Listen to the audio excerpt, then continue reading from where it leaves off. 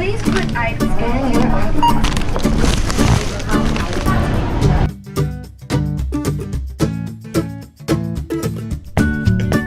What is this?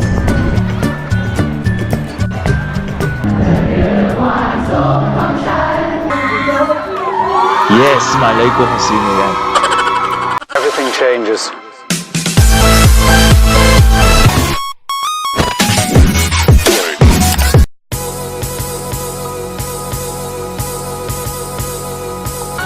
So, nandito ako ngayon sa Tops Market at ipapakita ko sa inyo ang self-checkout machine. Bumili ako ng few items. Do you have your own bag? No. So, bumili ako ng nail cutter kasi mahaba na yung kuko ko. Bumili din ako ng dried mangoes pampasalubong. Actually, kaya ko lang naman binili to para may ma-vlog ako. So, pag mahaba ang pila sa cashier, pwede na dito sa self-checkout. Pag tapos na, click finish and pay. Tapos, tinatanong ang mode of payment. So, I'll pay using cash.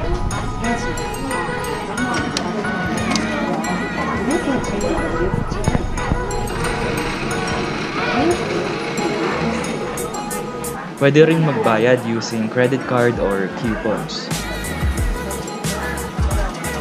And then, lalabas yung receipt pag okay na. Susukli din pala sila dito ng bills. And of course, coins. So, kanya-kanyang lagay dito sa plastic. Teka, ayaw makuha. Ayun.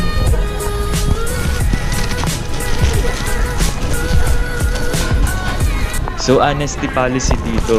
May CCTV naman kung may nilagay ka na hindi bayad.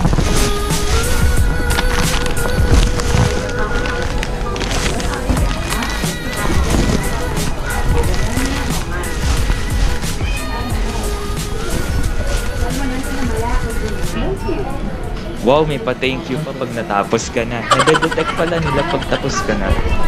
A few moments later.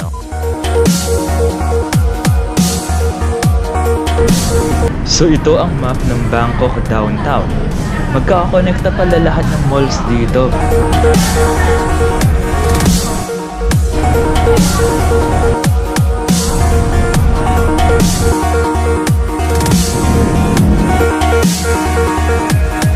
Ang ganda dito, parang reception sa kasal. I can't believe the night lay waste to all we'd given. But honestly, so nandito ako sa 7-Eleven. I-check ko lang if may kakaibang mabibili dito.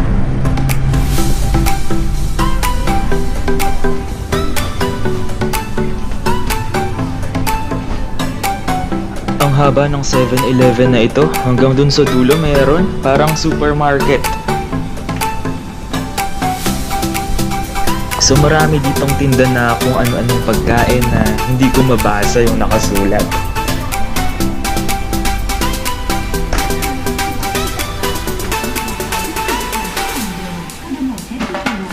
Meron din palang parang bakery dito sa pinakadulo.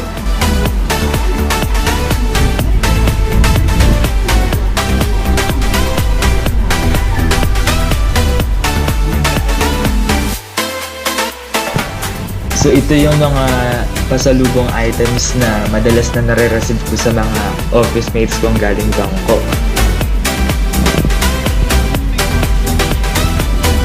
So merong sulit rice meals, kaso di ko mabasa kung ano to. Parang gusto ko nitong milk tablet.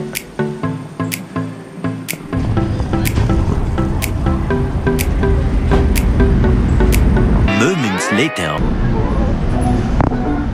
So ngayon naman ay papunta ulit ako sa Central World.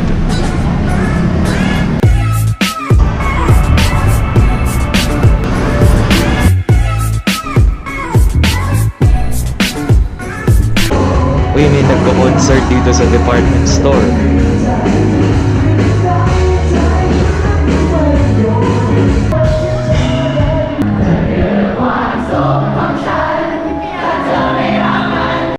Yes, malay ko kung sino yan.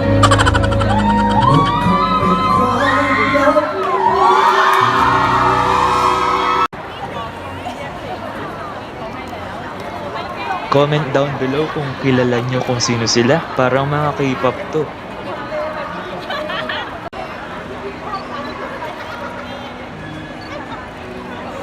Later, in the void. So meron palang night market dito sa labas ng Central World.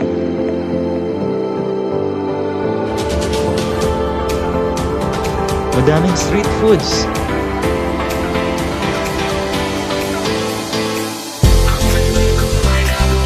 May mga fruit shakes din.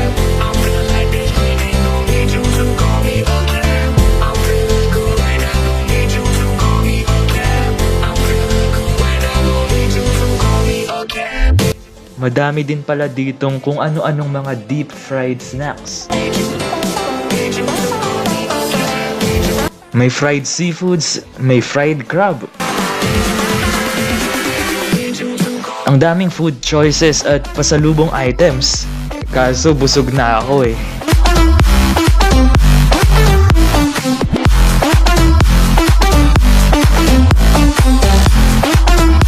Titignan ko na lang kung ano yung mga tinda dito.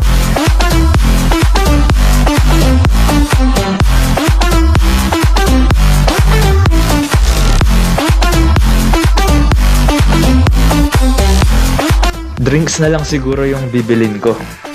Parang babalikan ko yung nakita ko doon. Hindi ko alam kung anong prutas yun, pero nakikita ko yun sa mga travel vlogs. Yung kulay red na drink, pomegranate yata yun. Tatignan ko nga. What is this? What fruit is it?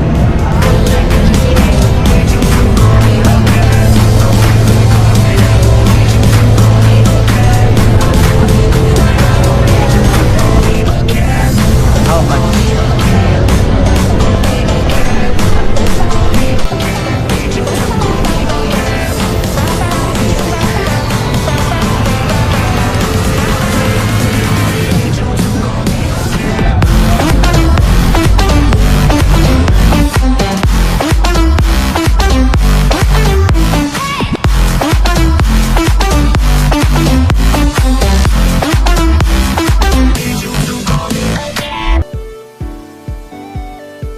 Thank you so much sa panonood sa aking mga vlogs. If you want to see more, just click the subscribe button and follow me on my social media accounts.